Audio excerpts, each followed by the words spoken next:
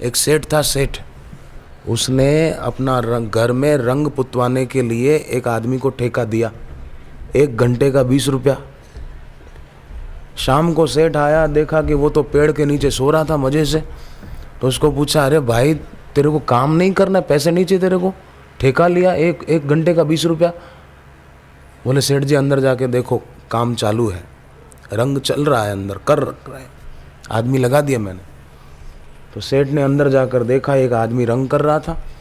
बाहर आके इसको पूछा कि तूने उसको ठेका दे दिया? बोले हाँ। तो कितने में दिया? बोले 1 घंटे का 20 रुपया। बोले 1 घंटे का 20 रुपया मैंने तुझको दिया और 1 घंटे का 20 तूने उसको दे दिया, तो तुझे क्या फ़ायदा मिला? बोले मेरे को भी थोड़ी देर बॉस बनने का फ़ायदा मिल गया, मेरे को भी थोड़ी देर ऑर्डर करने का मज़ा आएगा। ठीक से रंग कर, ठीक से ब्रश घुमा, इधर फिर से कर, मेरे को भी जरा आदेश देने का अवसर मिल जाएगा। तो इसका भी अपना आनंद है, अपने मन और इंद्रियों को अपने कहे में चलाना, इसका अपना आनंद है। वो तो थोड़ी देर के लिए बॉस बनेगा, रोज थोड़ी ऐसा कर सकेगा वो। पर हम अगर चाहें तो विहित कर्म में से नियत कर्म करें और उसको कभी न छोड़ें और प्रति कर्म से बचें। इसने ऐसा किया तो हम भी करें, इसने फैशन किया तो हम भी करें, इसने कार खरीदी तो मैं भी लोन पे ले आऊं। अरे लोन पे, अरे बोले आसान किस्तों पे है, मरे सारी जिंदगी ब्याज भरते भरते मर जाएगा। प्रति कर्म से बचें, विहित में से नियत कर लें, कितना अच्छा होगा, हम स्वामी बन सकेंगे, स्वामी।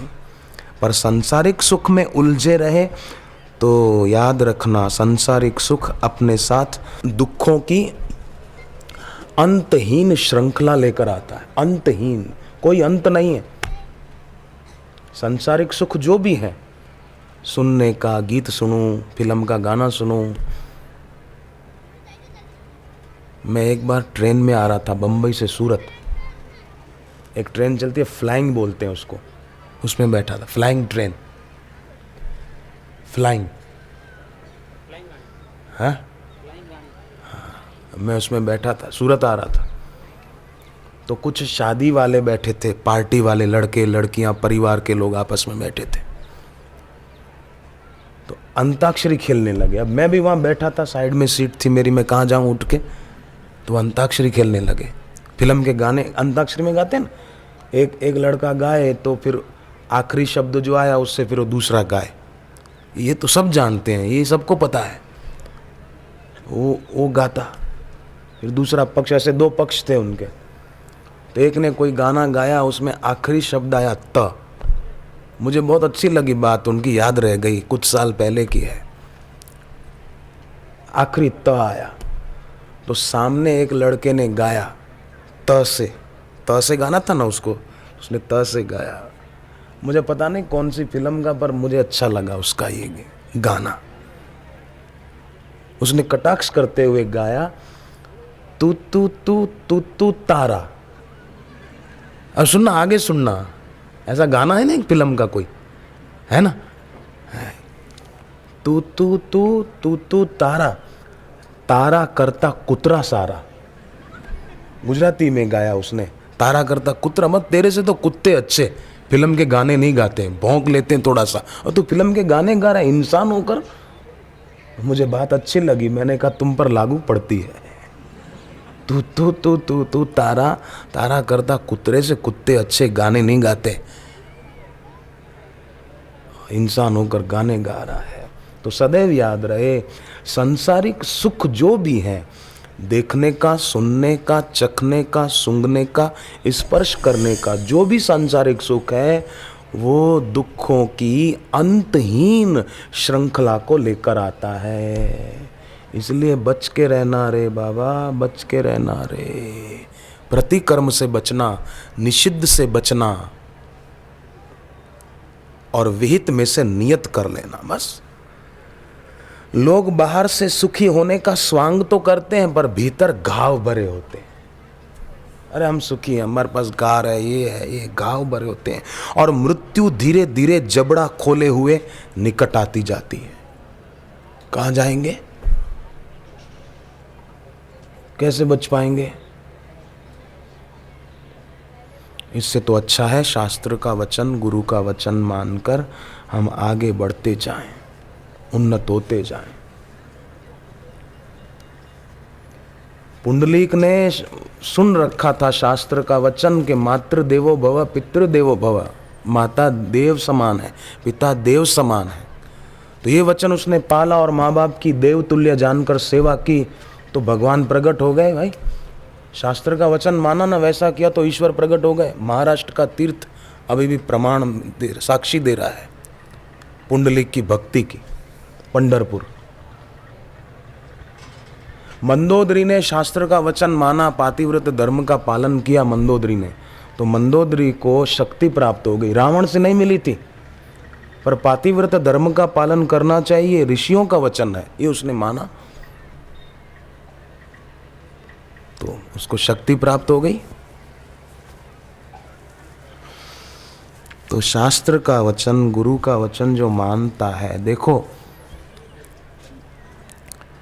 भगवान परमेश्वर, खूब ध्यान से सुनना, ये बात बहुत कल्याणकारी है। भगवान निरपेक्ष दृष्टा है,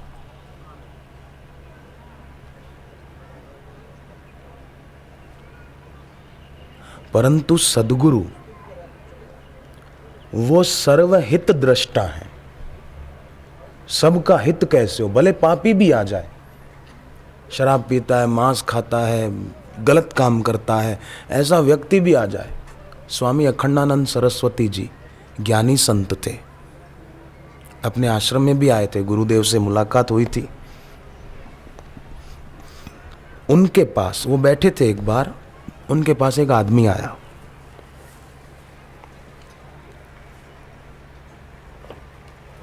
उसने कहा कि महाराज जी, मैं दीक्षा लेना चाहता हूँ। बोले जरूर, मैं आपके चरणों में रहना चाहता हूँ। बोले बहुत अच्छी बात है, पर महाराज जी मैं शराब बहुत पीता हूँ। बोले कोई बात नहीं। उसने कहा महाराज जी मैं झूठ भी बोलता हूँ। बोले कोई बात नहीं। बोले महाराज जी मैं और व्यसन भी करता हूँ कई। बोले कोई बात नहीं। बोले महाराज जी मैंने चोरी भी की है। बोले कोई बात नहीं बेटा। बोले महाराज जी मैंने कुछ बुरे काम भी किए हैं जो नहीं करने चाहिए। बोले कोई बात नहीं। तो उसने कहा महाराज जी मैंने इतने बुरे काम किए हैं, फिर भी आप मुझे अपने चरणों में रखना पसंद करते हैं, क्यों? तो उन्होंने उत्तर दिया संत ने कि तुम मुझे कह रहे हो, बता रहे हो कि मैं ये करता हूँ, ये करता हूँ, ये बुरा काम करता हूँ, ये सब काम तुम करते हो, ये भगवान को पता है कि नहीं? बोले हाँ भगवान को पता है। तो बोले जब भगवान ने तुमको अपनी दुनिया से नहीं निकाला, उसने रखा है, वो आज भी तुम्हारे श्वास चला रहा है, तुम्हारे दिल की धड़कन चला रहा है, तुम्हारी आंखों को देखने की शक्ति दे रहा है। जब उसने नहीं निकाला तो मैं कैसे निकाल दूं? मैं कैसे दूर कर दूं? बोले पर महाराज मैंने बहुत पाप किए, मैं मांसाहार भी करता था। तब अखंडानंद सरस्वती जी ने कहा कि ले बेटा एक काम कर, कि हाथ तेरा आगे कर। उसने हाथ आगे किया। बोले हाथ की अंजलि बना, उसके हाथ में पानी दिया, चावल रखे अक्षत और कुश रख कर कहा कि बेटे तू एक काम कर, तूने आज तक जितने भी पाप किए हैं, बुरे काम किए हैं, शराब पी, मांस खाया, एक काम कर, ये हाथ में तूने जल लिया ना, अक्षत लिए, कुश लिया, अब एक काम कर, तेरे आज तक के किए हुए सारे पाप, सारे बुरे काम तू मेरे को अर्पण कर दे, मेरे हाथ में जल दे दे, तेरे सारे पाप मेरे को लगे। कैसे उदार चेता महापुरुष होते हैं, उसका कल्याण कर दिया। कितनी उदारता ब्रह्मज्ञानी महापुरुष के दिल में होती है।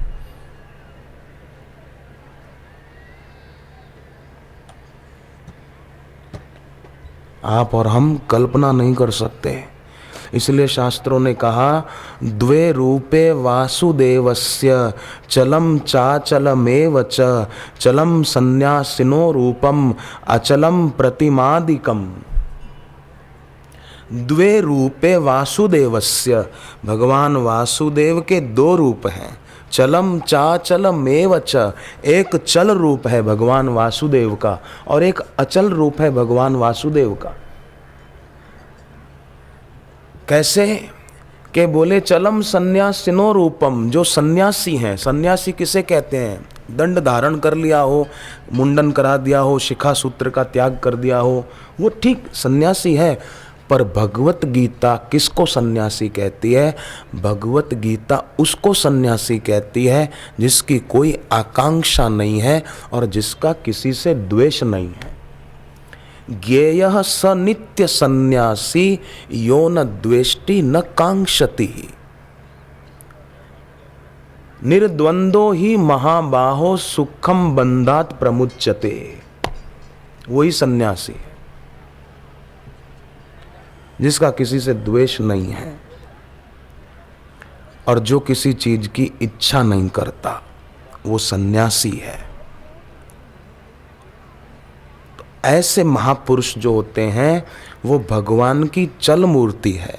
द्वे रूपे वासुदेवस्य चलम चाचलमेव च, चलम सन्यासिनो रूपम अचलम प्रतिमादिकम। अचल मूर्ति, प्रतिमा जो है मंदिरों में भगवान की मूर्ति, वो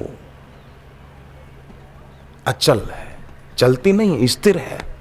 और ब्रह्मज्ञानी संत वो चल मूर्ति है, चलती फिरती मूर्ति है। भगवान के चल और अचल दो रूप हैं। तो जो ब्रह्मज्ञानी महापुरुष हैं वे भगवान के नित्य अवतार भी माने जाते हैं। ऐसे नित्य अवतार गुरुदेव में सभी आश्रितों के प्रतिपालन का सामर्थ्य होता है। एक घटित घटना मैं आपको सुनाऊं, ऋषिकेश की घटित घटना है। ऋषिकेश में आश्रम है, गंगा नदी के किनारे। तो छत पर कुछ काम चल रहा था, उसके ऊपर हाई टेंशन पावर की लाइन थी। एक लड़का काम कर रहा था ऊपर, उस स्लैब भरा था ना, तो सेंटिंग खोलना था। तो बापूजी ने कहा कि लोहे की सब्बल तेरे हाथ में है, ऊपर हाई टेंशन पावर है, थोड़ा ख्याल रखना। तो उसने बात सुनी अनसुनी कर दी। जैसे आजकल के कई जवान लड़के लड़कियां होते हैं, अपने हितैषी की बात नहीं मानते, अपने माँ बाप का कहना नहीं मानते हैं। उनको हित अहित का पता ही नहीं चलता कि मेरा भला किस में है। तो गुरुदेव ने कहा कि जरा संभल के काम करना, ऊपर हाई टेंशन पावर है। उसने कहा हाँ कोई बात नहीं हुआ। थोड़ी देर बीती, बापूजी की बात सुनी अनसुनी कर दी, ब्रह्मज्ञानी संत की बात सुनी अनसुनी कर दे और वो आदमी सुखी हो, ऐसा हो ही नहीं सकता। और गुरु का कहना माने ठीक से और वो दुखी हो, ऐसा हो नहीं सकता। क्योंकि हितैषी की बात मानी तो हित होगा, अहित कैसे होगा भाई। तो लोहे की सब्बल हाथ में थी, काम कर रहा था, ध्यान नहीं दिया, तो थोड़ी ऊंची की होगी ज़्यादा, तो उसने खींच लिया हाई टेंशन पावर ने। लोहे की सब्बल थी, चिपक गया तो फिर एक झटके से बाद में गिरा नीचे। अब हाई टेंशन पावर से आदमी थोड़ी देर चिपके, आप सोचो क्या हो सकता है, क्या हालत हो सकती है, आप सोचो। गिरा नीचे धड़ाक से और पत्थर से उसका सिर टकराया, सिर फटा। आश्रम के जो साधक थे और वो दौड़ कर गए, बापूजी को खबर की। अंदर कुटीर में गुरुदेव फिर बाहर आए तो देखा कि उसके प्राण एकदम बंद हो गए थे, सिर पीछे से फट गया था, निष्प्राण सा था वो। तो आश्रम के भाई तो सोचने भी लग गए कि अब क्या करेंगे, इसको जल समाधि दें कि अग्नि संस्कार करें, क्या करें इसका। बापूजी से पूछें। बापूजी बोले ठहरो, अभी जल्दी नहीं करो, चुप बैठो, भगवान का नाम जपो। बापूजी फिर अपने कमरे में गए, करमंडल लेके आए, उसमें जल था, गंगा जल ही था वो भी। गुरुदेव ने हाथ में लेकर कुछ बोले और उसके ऊपर छांटा और उसके मुंह में डाल दिया। कुछ ही क्षणों में, मैं उन दिनों दिल्ली में था, मुझे याद है, हमारा कार्यक्रम था, कोई था दिल्ली में। तो जो ही जल डाला गुरुजी ने, वो लड़के ने तो आंख खोली, उसकी श्वास फिर ठीक से चलने लगी, पर सिर फटा था। बापूजी ने कहा इसको दिल्ली ले जाओ, जरा ज़्यादा चोट लगी है, ऊपर से गिरा ना, हाइट से। फिर उसको दिल्ली लाए, तो मैं दिल्ली अस्पताल में उसको देखने गया था। तो जो साथ में लाए थे ऋषिकेश से आश्रमवासी भाई और दूसरे साधक, उन्होंने बताया ऐसा ऐसा हुआ था। तो नित्य अवतार गुरु वो सभी आश्रितों के प्रतिपालन का सामर्थ्य रखते हैं। ऐसे गुरु को चारों प्रकार के भक्त घेरे रहते हैं। आर्त भक्त अपनी रक्षा के लिए जो पुकारते हैं वो भी जाते हैं गुरु के पास। अर्थार्थी भक्त जिनको पैसा चाहिए वो भी आते हैं कि गुरु जी का आशीर्वाद होगा तो हमारा काम धंधा अच्छा चलेगा। एक भाई ने तो क्या किया, उसकी खेती थी, फसल अच्छी नहीं होती थी, तो वड़दादा की मिट्टी लेकर अपने खेत के बीच में खड्डा खोद के गाड़ दी। बाद में उसको ने बताया कि मेरे खेत में फसल अच्छी होने लग गई। ऐसे और भी कई भक्तों ने बताया है मुझे। तो चार प्रकार के भक्त घेरे रहते हैं। आर्त भक्त भी घेरे रहते हैं, अर्थार्थी भक्त भी घेरे रहते हैं, और जिज्ञासु भक्त जिनको जिज्ञासा है आत्मज्ञान की, ऐसे जिज्ञासु भक्त भी घेरे रहते हैं। और ज्ञानी भक्त माने उच्च कोटि के भक्त, सच्चे भक्त, वो भी उनको घेरे रहते हैं। और ऐसे वांछा कल्पतरु गुरुदेव का, वांछा कल्पतरु भक्त के मनोरथ पूर्ण करने वाले वांछा कल्पतरु गुरुदेव का पूजन करने के लिए प्रतिवर्ष गुरु पूर्णिमा का पर्व आता है। तो प्रतिवर्ष जो आषाढ़ी पूनम गुरु पूनम आती है, वो ऐसे वांछा कल्पतरु गुरुदेव का पूजन करने के लिए, उनके प्रति कृतज्ञता व्यक्त करने के लिए आती है। पूरा साल गुरु के दर्शन न कर पाए, पर गुरु पूर्णिमा को गुरुदेव के दर्शन करके फिर कुछ प्रसाद खाए, उसके बिना न खाए कुछ, तो उसे बहुत बहुत आध्यात्मिक लाभ होता है, लौकिक लाभ भी होता है। गुरु पितु मात महेश भवानी प्रणवहु दीन बंधु दिन दानी। दीन बंधु हैं और दीनों को दान देने वाले हैं अपनी कृपा का। प्रणवहु, ऐसे गुरु को मैं प्रणाम करता हूँ। किस गुरु को? कि जो माँ भी है, पिता भी है, महेश भी है, सब कुछ है। त्वमेव माता च पिता त्वमेव, त्वमेव बन्धुश्च सखा त्वमेव, त्वमेव विद्या द्रविणं त्वमेव, त्वमेव सर्वं मम देव देव, त्वमेव सर्वं मम देव देव। आप ही माँ हो, आप ही पिता हो, माँ बाप की तरह, बल्कि उससे भी ज़्यादा देखभाल करते हैं। बृहस्पति के समान शिक्षा देते हैं और शिवजी की नाई उदारता पूर्वक शीघ्र प्रसन्न हो जाते हैं। जैसे शिवजी के लिए स्तुति में शब्द आता है, आशुतोष तुम अवढर दानी। शिवजी कौन है? आशुतोष है, जल्दी प्रसन्न होने वाले हैं। अवढर दानी है, खूब दान देने वाले हैं उदार हाथों से। तो गुरु माँ बाप की तरह देखभाल करते हैं, बल्कि उससे भी ज़्यादा बृहस्पति के समान शिक्षा देते हैं। शिवजी की नाई उदार है, शीघ्र प्रसन्न होने वाले हैं। और सदगुरु का पतित पावन नाम वो ध्रुव सत्य है। ध्रुव सत्य, वो पतित पावन है, पतितों को पावन कर देते हैं। ऐसे गुरु का उपकार, उनका बदला कोई भी शिष्य चुका नहीं सकता। केवल कृतज्ञता पूर्वक उनका पूजन करके कृतज्ञता व्यक्त कर दे और उनकी बताई राह पर चले। आनंदमानंदकरं प्रसन्नं ज्ञान स्वरूपं निज भावयुक्तं योगीन्द्रमीड्यं भवरोगवैद्यं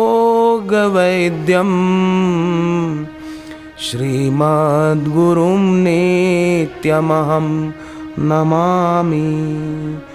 श्रीमद्गुरुं नित्यमहं नमामि।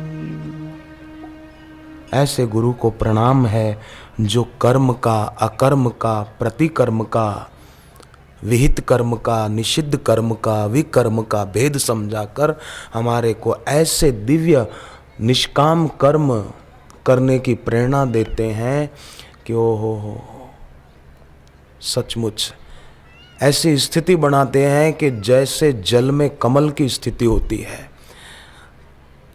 कमल का फूल जल में होता है, फिर भी जल कमल को छू नहीं सकता, ऐसी स्थिति होती है।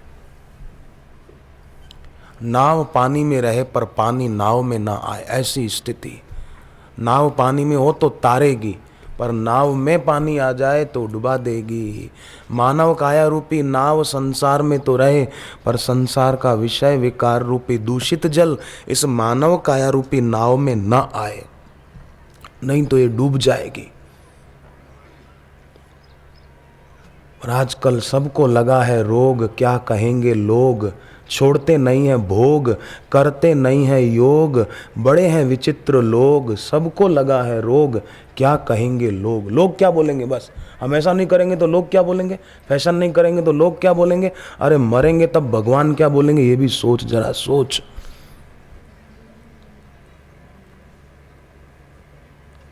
मछुआरा था, मछलियां बेच के आ रहा था, रास्ते में आए चक्कर और गिर पड़ा। सामने एक इत्र बेचने वाले की दुकान थी, वो आया, सोचा कि इसको बेचारे की मूर्छा दूर करूं, तो इत्र की शीशी लाया, रुई में इत्र डालकर उसको सुंगाने लगा कि शायद सुगंधिम पुष्टि वर्धनम होश में आ जाए, पर वो तो और तड़पने लगा। इतने में उसका साथी मछुआरा जो पीछे रह गया था वो आया, उसने कहा अरे अरे इसको क्या कर रहे हो, मार डालने का इरादा है क्या, परे हटो। हटाया परे, और उसके पास एक गंदा कपड़ा था जिसमें मरी हुई मछलियां रखकर बेचने जाता था। वो उसने पानी मंगा के उसमें डाला, बराबर निचोया, वो पानी उसको बिठा करके पिलाया, और वो गंदा कपड़ा बदबू वाला उसके नाक पर और मुंह पे रख दिया, और वो होश में आ गया और कहने लगा वाह भाई शाबाश, तुमने मेरी जान बचाई, नहीं तो ये तो न जाने कौन सी बदबू वाली शीशी सुंगा रहा था। पर आदत पड़ गई थी, दुर्गंध उसको सुगंध लग रही थी। पर जिनको पता चल जाता है वे समझ जाते हैं कि सुगंध क्या है।